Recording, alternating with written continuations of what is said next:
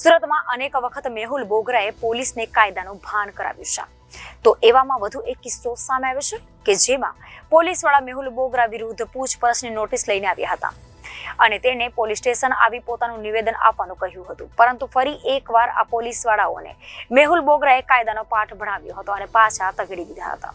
વાત એવી છે કે 3 પોલીસવાળાઓએ એક નોટિસ સાથે મેહુલ બોગરાની ઓફિસ પર આવ્યા હતા અને તેમને નોટિસ આપી અને પોલીસ સ્ટેશન આવવાનું કહ્યું હતું. આ દરમિયાન મેહુલ બોગરાએ તેમને સામે કાયદાનો પાઠ ભણાવ્યો હતો.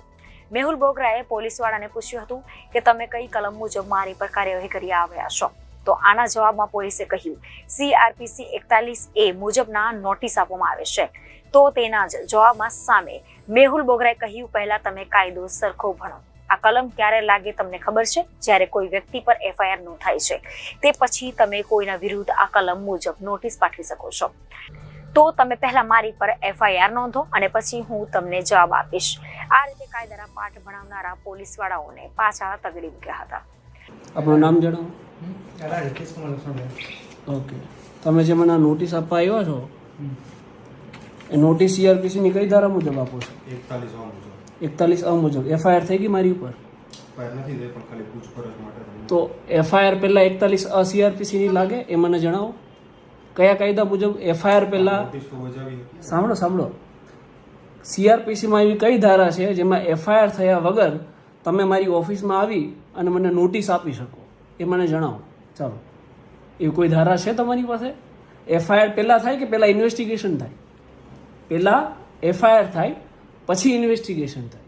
તો તમારે જો તપાસ કરવી હોય તો પહેલા મારી સામે ગુનો નોંધવાનો, બરાબર? તો પહેલા ગુનો નોંધાય અને પછી એમાં તપાસ થાય. પહેલા તપાસ ના થાય, રાઈટ? તો પહેલા કોણ છે? કોણે મોકલાવ્યું છે?